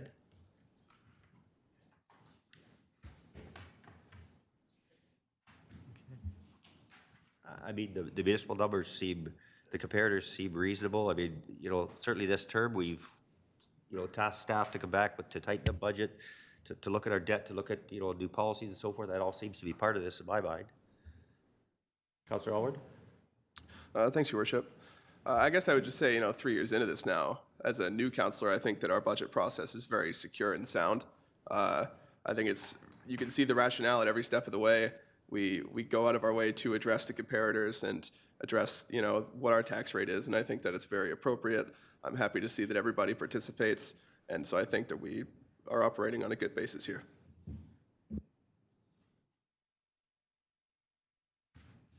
Okay, anything further from council on this point? Andre, is there anything you think you need direction on, or you feel that discussion is worthwhile? Through you, Mr. Mayor, so a couple of things. Number one is if the resolution is fundamentally just receiving the report, then our direction is what's in the report makes sense and council's comfortable with, and that's kind of what we proceed with. And again, barring any changes that come up over the next few months, that's what we can do.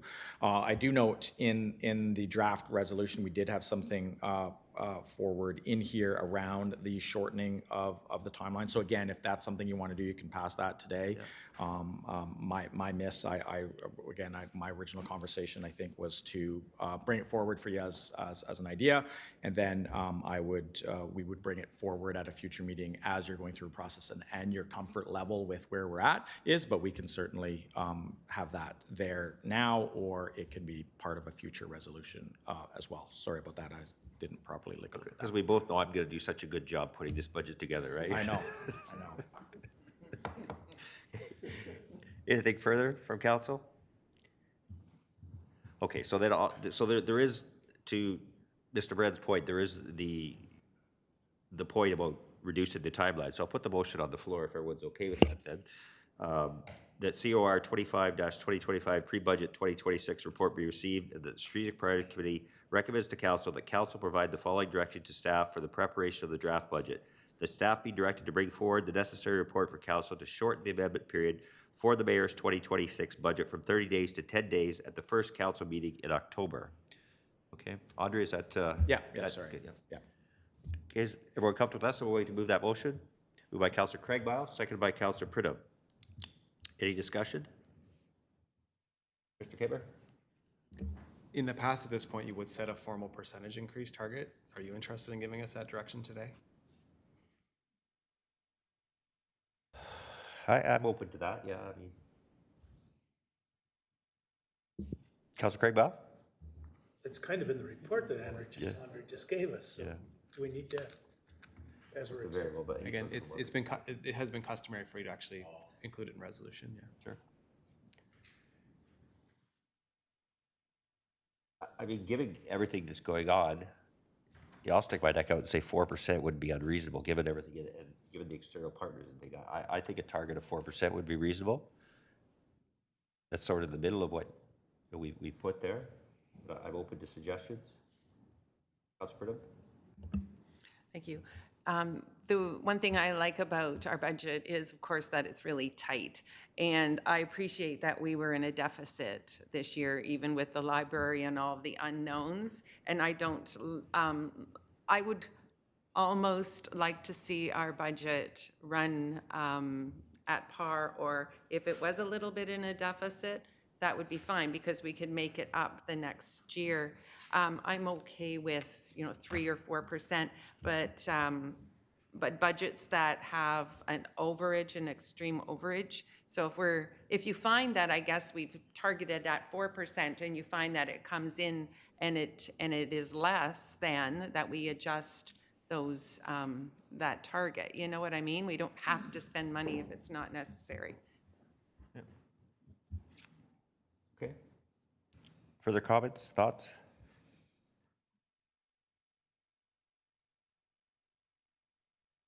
Councillor Craigmile? Thank you, Worship. I have no issue with targeting of 4%. However, I do have an issue if you're just telling each department to assume a 4%, because some might be 1, some might be 6. So I don't want each department to just say, oh, we're going to target 4%. Yeah, respect. Overall, I'm happy with, but I just, you know what I'm saying? Because I think some budgets I've seen in the past probably need a little bit higher tweaking because they have been so lean.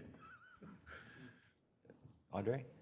And through the mayor, and that's a great question for us to give you an answer, and certainly that's to your point, Councillor Craigmont, that's how we've operated, right? We look at 4% or whatever the target is as a goal, and in a lot of cases, we're already starting a little bit behind the 8 ball because of those external services, et cetera. And we have pretty good conversations around need and wants in our operating discussions. And you're going to see fluctuations, but it's not meant to be 4% across the board. It's meant to be, here's our overall target, and we work individually with each department as to what their budget looks like, what their challenges are, where things are struggling. And then overall, we get together and try to make that budget meet the 4%. And there's going to be some that are a little bit more, some that are a little bit less, but that actually has been a great process internally here with St. Mary's, and I really enjoyed that versus kind of, and we have the advantage of being a little bit smaller to be able to do that. So that is really how we operate, and you don't need to necessarily worry too much about putting that in a resolution. Okay. Councillor Prideaux? I just want to say I really appreciate that. Well, actually, the times I've been on all the term, I've been on council, this and last, we've been very cautious not to increase the budget. Our percentages have remained low, and I really like the trend that's happening that that you showed us in that chart with our other comparators, that we inch lower every year instead of up and up and up. So I really appreciate the process that we've been going through and still continue to use, and keep that in mind. Thank you. Okay. Anything further? So, Councillor Craigmile, if I set the target at 4%? Okay. Councillor Prideaux, you were the seconder? Sure. Okay, so the motion would read as follows. Moved by Councillor Craigmile, seconded by Councillor Prideaux, that COR 25-2025 pre-budget 2026 report be received, that the Strategic Priorities Committee recommends to Council that Council provides the following direction to staff for the preparation of the draft budget. The staff be directed to bring forward the necessary report for Council to shorten the amendment period for the Mayor's 2026 budget from 30 days to 10 days at the first Council meeting in October, and that staff draft the proposed budget focusing on a 4% tax target. Okay, any further discussion? I'll call the question. All those in favor? Motion's carried. Andre, anything further? No, that's great. Now we can get to work. Okay, good. Thank you for that. All right, should we take 10 minutes before we move on to the next report? Okay.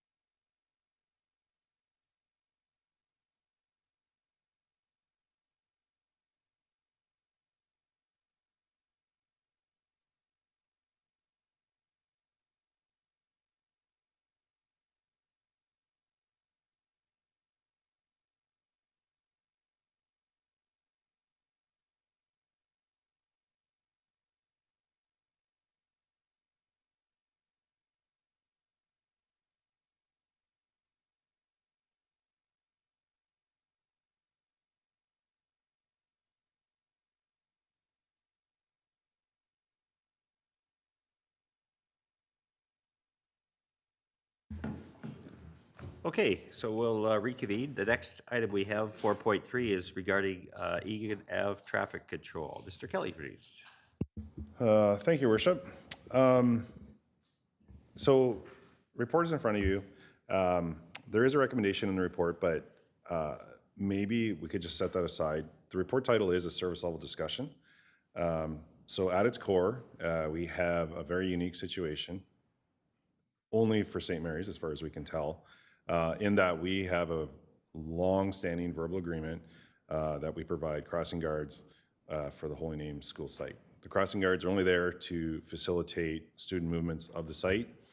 The school compensates the town for the crossing guard wages, soft costs, management, any kind of liability. WSIB is obviously on the town, and we do not get compensation for that, and we are exposed for that. Like I've mentioned, it is longstanding. As far as we know, in the early 90s, it was a recommendation that came through Police Services Board to add crossing guards. Since then, and Mr. Wolf is here, the town has done a lot of capital upgrades to the area, drainage, stop sign controls, sidewalks, bus loading zones. We've done a complete rework of the area, partly because of the development, but we've improved the situation drastically from what it was in the early 90s, in our opinion. But it is still unique in that the schoolyard is separated by municipal road allowance. So we have suggested, maybe stepping back, it is somewhat of a precarious situation in that we have partnered with the school on childcare. There is reciprocal agreements for the rec space, so we have passive recreation, we have access to the field if we need it for our recreation and minor sports programs. And then it is desirable to, effectively make the school work for us having a school in the north end. It's desirable for housing, that sort of thing.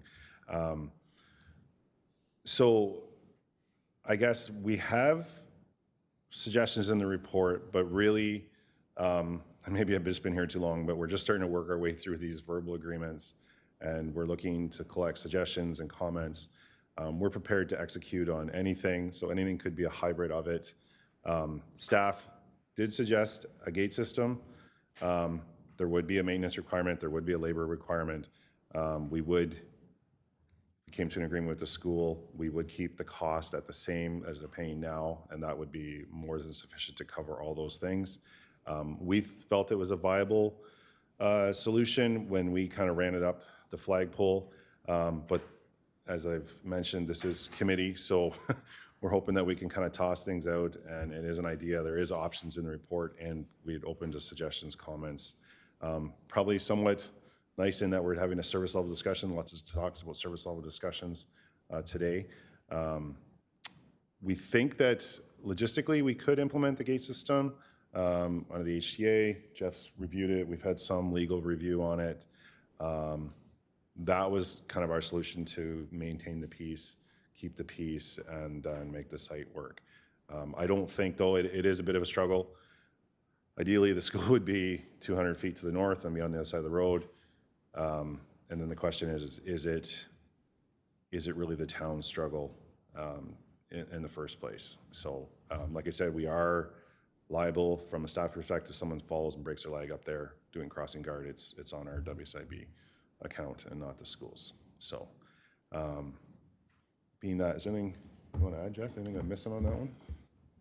I think just with regards to the recommendation, we considered a lot of different options when we were kind of going through the process of talking about what we thought would be best. And it was during the time we were developing our road safety plan. Road safety's been sort of highlighted and top of mind recently. So we felt like the recommendation that we came up with, or the solution we came up with, was sort of the high end of safety, where we've completely isolated the pedestrians from the road users, from the vehicles. There's lots of options that could be implemented that keep the potential conflict there, where you have other controls, but you're relying sort of on children to, during recess, to obey those road rules. So the option that we've presented it was really sort of like the very high end of what we thought was safest. Okay, questions, Councilor Luna? Thank you, Worship. I agree that the gates are probably a good idea. I have two points, though. Do they not use the playground to the west of the school across Peel Street also? So they cross there is my understanding.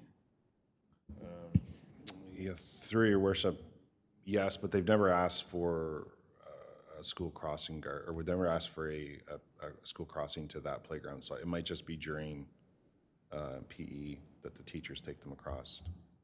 Because my suggestion was going to be another gate just north of the, like across Peel Street, just north of the shared parking, school church parking lot, and then move the West Egan gate to the other corner so that we've got a whole block there blocked off. The thing I don't agree with is that Public Works is responsible for moving the gates at these specific times. I think the school should be responsible for that. Sorry, through your worship. So I guess from my perspective, it's more of a conceptual, okay, gates, okay. We could work out the logistics of who moves the gates and where they are exactly. We'd have to determine all that. We originally thought that Public Works would lock the gates out as we are the road authority. So when we had discussions with the solicitor, it does conveniently line up when we have people at the shop. The guys are usually coming in for a break at that point, so they'd have to head up after break and lock that out. It would take about 5 minutes. But I guess maybe for the point of discussion, it's just more conceptual about what would the committee like to see happen with the agreement? Do you value the strategic kind of points we've put forward? If a gate is where we go, we can work that out logistically. So I think maybe, I don't know, Brent, is that kind of maybe if we had more a high level direction, do you think? I think that's kind of what we're looking for. The minutia we can work out, whatever. Councilor Eddy? Thank you, Your Worship. I want to come straight out and say I hate the idea. Taking the human element away from raising children just seems important to me. Thank you for the work you've done and everything, but a gate can't replace the care that the human could do. And I'll keep it that simple. And there will be teachers with them during school hours if they have to cross to use the park. But the idea that, there will be no adult supervision, and I'm sure there will be some, but there'll be no adult. No gate is going to quickly grab their cell phone and say, hey, we've had a kid trip and fall, or that type of thing. So I'm completely against it, and more so because the agreement is awash right now, right? It doesn't cost the town anything. We're actually subsidized for the entire program. So I just think when it comes to children especially, taking that human element out of it is just, it's not healthy. Thank you. All right, further comments, questions? Councilor Craig Bell? Thank you, Worship. When I first read that, I didn't mind the gate thing too much, and then I wondered about it a little bit more, and I'm just thinking about how much staff time might be involved and whatnot, and so that kind of got me thinking about other things. So I just want to throw a couple other options out there. I wrote down 2 of them, and one was one of those, whatever you call them, level B crossings. Is something like that possible? Or I don't know anything about the residents there and how they feel about having that road closed midday or whatever, if they were going to go that way to hang a left to go towards Stratford or something, because we are building in that area. And I know it's a bit of a pain, but I thought, gee, what about just traffic calming, just to put 2 stop signs in the middle of the block? But I'll just throw those out there. So I don't know what the right and wrong answer is. Councilor Lucas? Thank you, through the mayor. I guess to answer your first question, I think we need to support this relationship we have with the school board. I think we're too intertwined with different services that we offer with them and back and forth. So I think we need to do something. My thought as well went with Councillor Craigmile is just because I understand our labor issue. It's not a matter of whether the cost is a wash. It's finding somebody to stand there for 20 minutes twice a day I don't know who we get to do that, and you guys clearly have some issues as I see Thomas Redmond up there directing or Jet. So this is, so I understand that. I guess my thought is if you had a PXO, a pedestrian crossing, my thought is if you close the road, could that create some negative behavior with children? Where they just run across the road or go across the road because they have no fear of cars. But that's not always the case. So I guess in my head, if you've got a pedestrian crossing, it reinforces that behavior at the high school, where we have those down at the quarry, you know what I mean? Where we have those existing pedestrian crossings to encourage the proper use of those, I guess is where my head goes, but yeah. Further comment, Councilor Brand? My concern was the timing of those crossings too, because it's from whatever 10 till 2:30, and kids are dropped off in the morning, and kids are walking to school in the morning, and they're crossing the street in the morning before school, and whereas a pedestrian cross, you know, with the lights and such, would allow kids to cross at any time of the day safely, instead of just worrying about that time from 10 till 2:30. So yeah, I'm more in line with improving the crossing to a standard that, yeah, like it's already been said, and still maintaining the monies that are coming to us every year, because that is a infrastructure improvement, and it's something that will still need to be maintained, and we're investing in that for the school and for the safety of the kids. So I would think that the continued support from the school would be needed. So I'm going to say I don't like the proposal. And philosophically, for me, is that we have a responsibility to get the children to the school safely, but do we have a responsibility to maintain their safety while they're at the school? Because they're at the school while they cross to the playground. So I'd be fine saying, if there is a human resources problem, I'd be fine saying to the school, look, we can't maintain this service anymore. Because you know what? If the shoes were reversed, that's probably what would happen to us. Happens all the time, right? I give you a list. You know, it happens all the time. So I don't like it because, A, I think it sets a precedent, and I could see other requests for gates like this. I don't like the gates. B, what happens if Public Works is busy or we can't maintain this? C, what about the neighbors? There's a church next door. They have large funerals, different things. I think it may create problems. I'd also be interested to hear what the fire chief has to say about this. I mean, we did a big study and publicly, you know, we had the room full, if everyone remembers, about crossing the trail and how minutes matter with these new homes, 6 minutes, you know, and how important it was to have unobstructed. So is it possible that would create an obstruction? I'd like to hear about that. You know, it's just another thing to maintain. I think if there is, and I get it, there's human resource problems, and yeah, I don't like, you know, staff having to cover this as well, but I think the school has to come to the party if there's a problem as well. Again, I'll go back to that, you know, we provide services to get the kids to this school safely, crossing guards. Do we have to maintain a service while they're at the school? No, I think the care of the children at the school belongs to the school. So whether this agreement was made and handshake and so forth, that you ever caught it, I think it needs to be revisited. It was maybe made at a different time. So I don't feel that we have to take extra steps. Sure, we have the daycare there and different things as well, but the reality is there are costs to the town. There's costs for your gentleman's time, there's costs for WSIB, as you said, there's staff costs and so forth every time you add something. So there are hidden costs to the town to maintain this relationship. We are doing this for the public school, so I don't know why we're doing it for the Catholic school. So to me, it's equality. Also, it's responsibility. I think that the school needs to make sure there is a safe environment for the students while they're at the school. And if we have to, I'm not saying we'll say no, but the reality is if we're struggling for human resources, and I think we are, to maintain that, I think we need to talk to the school about it and just say, look, we can't provide this service anymore. You must have someone on staff or something, or we'll do half and you do half or whatever. But the reality is if this, I think, will create another problem down the road in terms of snow, in terms of access, in terms of someone else asking for it. Well, hey, you know, we got a soccer field here. We want to close off this part of the road at certain hours. I don't like that. And that's just my personal opinion. So I'm not in favor of this proposal. I'm also not, I also think that staff should be saying to the school, we can't provide this service anymore. or we're having trouble providing this service. What can you do for us? I just don't think that this is the correct way to solve the problem. It's my opinion. Councillor Eddy.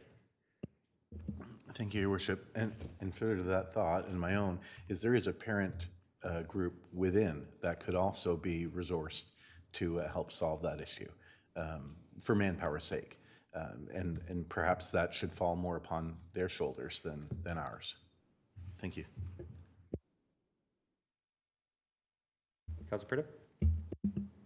So just if this discussion that should happen and the school comes with an idea of some sort of crossing system, that infrastructure improvement that we would have to support, like, would that all be part of the discussion? Because right now, is it like just a talk? Is that what we're going for? Just a conversation with the school to find out what they feel would be the best solution for them as well?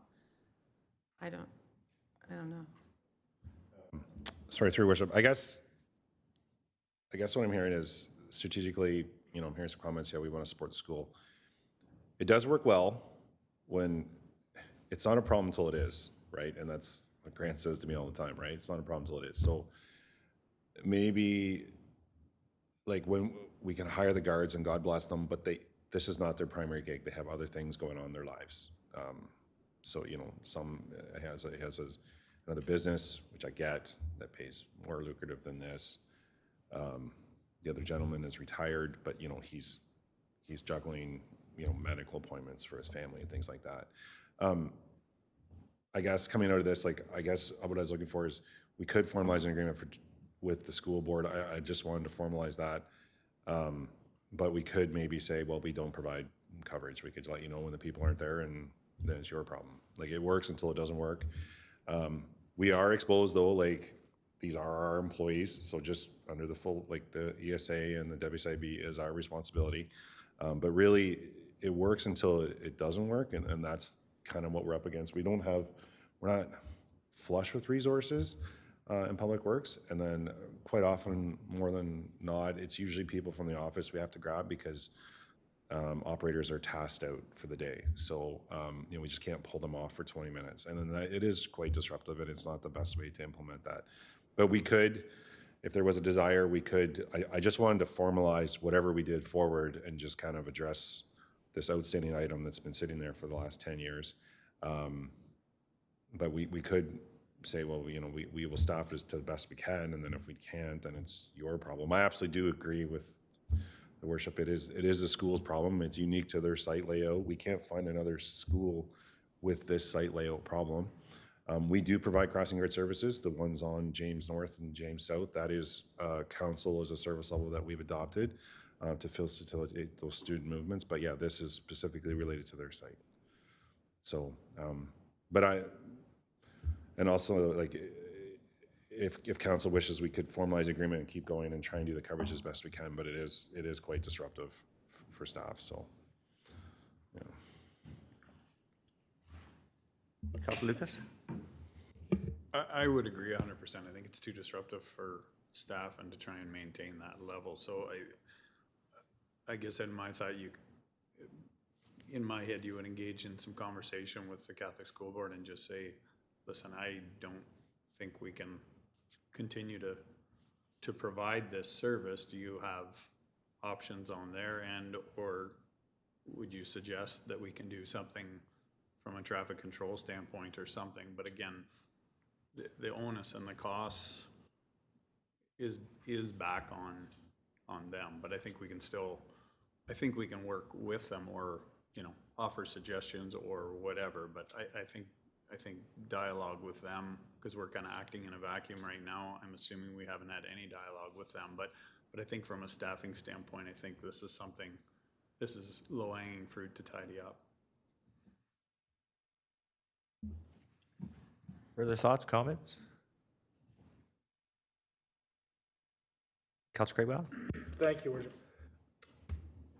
I agree, but I'd just like to throw in there that the students are our residents.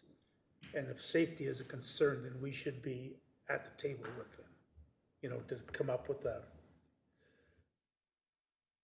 I realize the onus should be on them, but I think it's important that you start that conversation and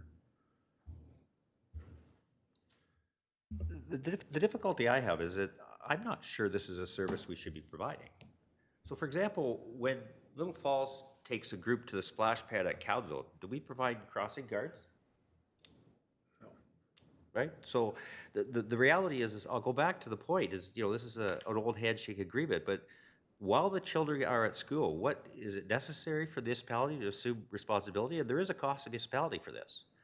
So I really think this is something that the school board should be covering, not us. And yeah, you could argue, they refund us for crossing guards, blah, blah, blah. But the reality is there are staff costs and hidden costs that aren't accounted for. But, again, I may be in the minority. I'm struggling with this one because I don't even know why we're doing it. Councilor Purdue? Yeah, I really don't think it should be the town's employees and the town's resources that do the crossings. But I do think that a conversation is needed, and I do think that if they have a solution, that we should listen to it, because as Councillor Craigmile says, those kids are town residents, and crossing is important to make sure it's safe. So I don't know the solution, but I don't think it's the gates. Councilor Alward? Thanks, Your Worship. Figure I'll weigh in. I guess based on everything I've kind of heard at the table, my sort of takeaway is that maybe we could come up with some kind of agreement with the school to, I don't know, somehow source a level B crossing or whatever level you deem appropriate up there. I think you need something long-term and sustainable. I don't think a volunteer base is necessarily going to work, because that's not really a long-term solution. You might get people for a year or 2 years, but then you're going out looking for people all the time. And if you want to leave that onus on the school, maybe, and I guess that's as far as you want to leave it, but I think that a longer-term actual infrastructure would make more sense. And that way it's like we've done our part, you get the crossing like you have in front of the high school. I think that's kind of where you leave it. Councilor Craigmile? yeah, and potentially I did not articulate what I was saying very well. But until we talk with the school board, I mean, my concern would be if the school board just, okay, then that's the end of it. Then I've got an issue with the children getting across there with safety. So then I think we need to know their position and things like that, because I still think it is a potential safety thing. Mr. Kelly, yeah? Sorry. So on the level B crossing, couple of notes here, but I'm sure Jeff's going to kick me in the shin. But the one thing I do like about those PXOs is the service level. It's 24/7, whereas right now it's there's 2 20-minute periods and 1 40-minute period. So there is attractive features at the schoolyard. As much as they don't say you can have people in there, there is people going there. There's people. There is draws there for pedestrian traffic outside of school hours. So the PXO, it does make. You could argue that there is a natural draw there, or a recreational draw. The only thing about the PXOs, and Jeff might want to chime in on that, is just the age. So the PXOs rely on the pedestrian to wait for the vehicles to stop. Under the HTA, they're not. You don't have to technically yield at a PXO. Compliance-wise, it's been really good on James Street South. Better than I can hope. It's getting better every day, I think, as they get more and more in our road network. But yeah, things like a crossing guard, stop control, a traffic light, those are the things that provide that yield condition for pedestrians under the HTA. And then there is also the question about certain vehicle speed depth perception at a certain age. I think it's like 8 or something like that, 8 years old. So there is that question. But we could take it back and look at a PXO application, if that's something council's palatable to. We know we can install those for about $15,000 per site, about 12 to 15 if we do it ourselves. We just buy the hardware and we build it all ourselves.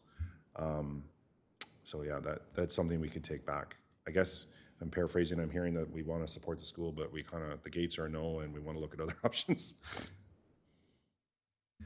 What does Ms. Black say about, I haven't been able to find anything about regulations for crossing guards. It seems all subjective to me. Is that my interpretation? It's all subjective, you know, it's a feel-good, we have to look out for the kids, and we pick this interview and this one, but we don't leave those one. To Councillor Luna's point, I find it quite odd that the request hasn't come for the other entrance to the other playground, because that's where the young kids go, right? So I'd be concerned about, say, okay, let's put up lights here, then next year they come back, oh, we want them there as well, you know, so it becomes a $30,000 endeavor. That's why I go back to my point, and yes, it sounds harsh, but the reality is, whose responsibility is it for the kids' safety while they're at the school?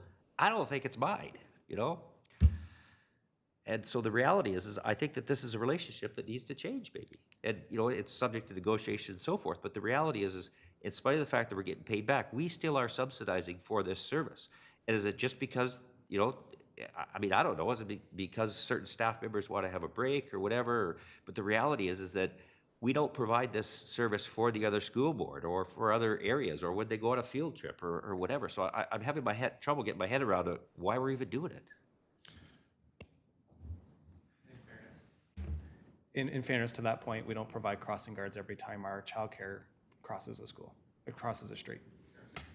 So I think for council, just for council's awareness, even internally, I think we struggled with this one because there is no technical reason why we're involved. It was just a community-based decision made in 1999 to say the town would help out the school.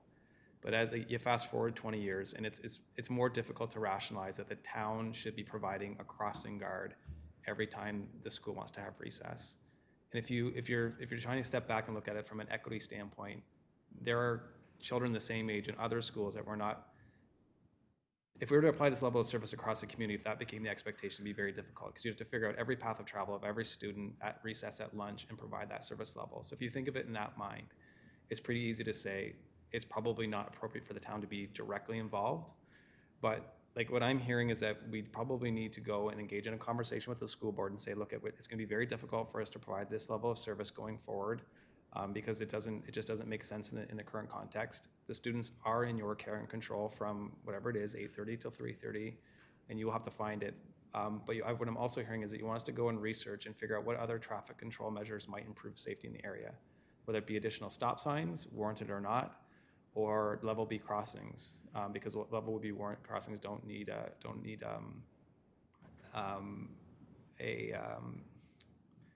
level B crossings don't need a warrant analysis. That's where I was going to, and I think staff would then report back and say to you if the school throws up their hands and say, well, we don't want to be involved with crossing at recess. I want council to have that information before you make any sort of final decision, so that you can say, okay, you can have the real conversation, the real debate of, you know, do we eliminate the service level or not? But then also have the information of how much it would cost to implement those things, those other opportunities. The only difficulty we're going to face is that communicating with the school board in the summer months is almost impossible. Whether it be public board or Catholic board, they typically go on vacation. Principals typically don't check email. So it may be something we have to do fast and furious in the last 2 weeks of August. Councillor Luna? Thank you, Worship. The crossing guard at Maxwell and James, that's for the benefit of Little Falls, correct? Through your worship, so the way I understand it, with crossing guard locations, it's a service level that council deems.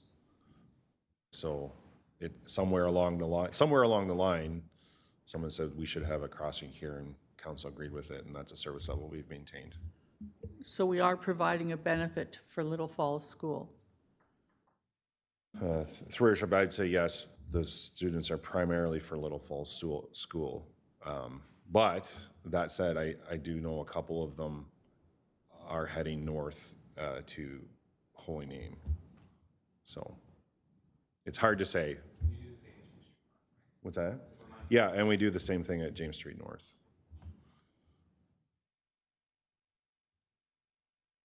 Yeah, my point is simply why we do it at recess, you know? Yeah. That's the part I don't understand. And Yeah. And sorry, maybe I should have included that in the report. So right now, those school crossings on James Street North and James Street South are staggered to 30 minutes of the bell, of the school bell, of Little Falls and Holy Name. So there's different time that they start. But my understanding is that they're not allowed, the kids aren't allowed to be there until 20 minutes before the bell inside the schoolyard. That's when the school monitors are there. So we used to have them out there for an hour, but it made no sense because the kids weren't even supposed to be there. So we've staggered them for 30 minutes. They are paid 1 hour because it is a short shift mobilization. So it's a 30-minute shift that they're paid for 1 hour. And the same thing with the Holy Name. You get paid for every shift mobilization for 1 hour minimum. Okay, further comments, questions? I think there's a need for some more information on this one, but I'll defer to the CEO for direction in terms of your concerns about the school board. I know what I'd do, but, you know. Well, and so Jen and I are just working on a draft resolution, but again, knowing typically how we operate in this community, I think if you were to hear that from the board that they needed some time, like they needed, say, September and October to get a transition plan in place, you might want to support that just, again, in that relationship building. But essentially, I think what I'm trying to craft here is that staff would be directed to engage conversations and just try to explain that we don't really have the ability to provide those daytime crossing guards for recess starting next school year. That staff would report back to once they have good information, and that staff would also then begin looking at pedestrian safety in the area and what other traffic control measures we might put in place, like level B crossings, additional stop signs, and then you would also get a report back on that. Okay, any thoughts on walking down that path, Councillor Pridham? Just so, a level B crossing would eliminate the need for morning and after-school crossing guards? Is that the idea too? Only if installed on James Street. Because we provide morning coverage on. I mean, at this location, at this specific location, we would take away all of the. So, no, well, at this specific location, crossing guards are only taking them across Egan Ave at recess. Just at recess? Oh, they're not there in the morning? No. Oh, okay, sorry. And at Peel Street, right? Sorry, there is a crossing guard at Peel Street, crossing kids east-west. That is a holdover that's been there since the reconstruction. So before it used to be a yield control with a school crossing inside a school bus loading zone. Jeff fixed all that with the reconstruction. School bus loading zone got moved, got modified in the bylaw. It is a stop control at Peel. Right now, if he's not available, we do not provide coverage for that because the stop, in our opinion, the stop sign provides the yield condition for the crossing. And then the other 3 shifts are specifically the recess periods. Okay. Okay, further comments? I think we need some more information on this one, and I'll defer to the clerk here.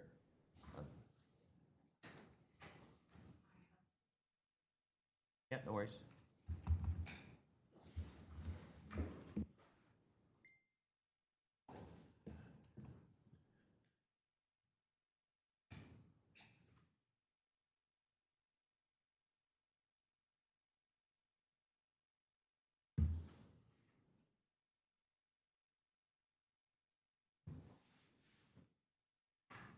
Down to 185,000, what do you think?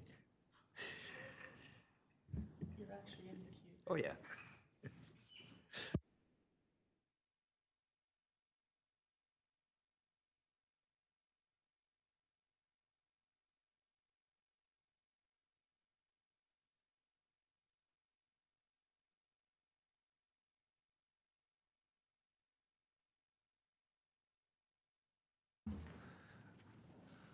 Okay, so as a result of this discussions, I'll put this out there, and as I say, we could amend or tweak as per thoughts. I'm sorry, Jed, was there anything else you wanted to add? Did we miss anything? No, okay. Or Jeff, you guys are good? Okay. That PW 22-2025 Egan Avenue Traffic Control Service Level Adjustment Report be received, and that the Strategic Priorities Committee recommends to Council that staff be directed to engage in discussions with the Huron-Perth District School Board regarding the town's ability to provide daytime coverage for crossing guards for Holy Name of Mary School beginning 2025-2026 school year, and report back to Council, and that staff be directed to report back on traffic control solutions that may improve pedestrian safety in the area of Holy Name of Mary School, i.e. level B crossings, additional stop signs, etc. Does that cover?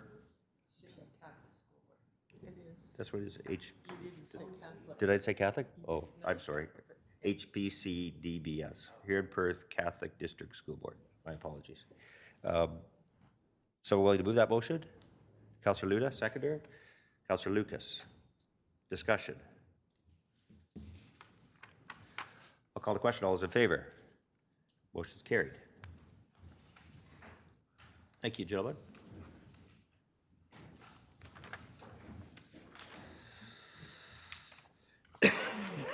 Excuse me. So next then is our upcoming meetings, August 26th, 9 a.m. Strategic Priorities Council Chambers. We are going to have a council meeting, I believe, that day as well. Jenna, we're going to have, yeah, so that'll be, depending on the agenda, do we have a time frame? Sorry, the estimation is we'll start SPC at 9 a.m. The number of reports will dictate how long we go. Then we'll move immediately into regular council. There could potentially be 2, maybe 3 delegations that day that will fit in, and possibly a statutory public meeting for what is going to PAC on July 21st.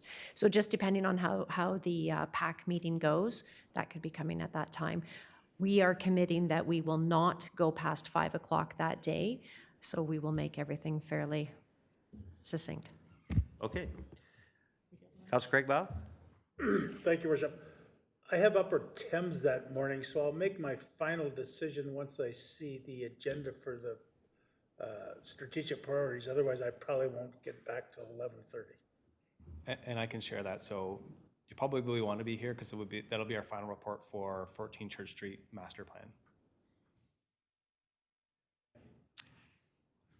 Okay, any other meetings or anything he wants to talk about as far as meetings? Okay, so then I'll make a motion, this meeting of Strategic Priorities Committee be adjourned at 11:18 a.m. So we'll move that motion. Moved by Councilor Pridham, second by Councilor Alward.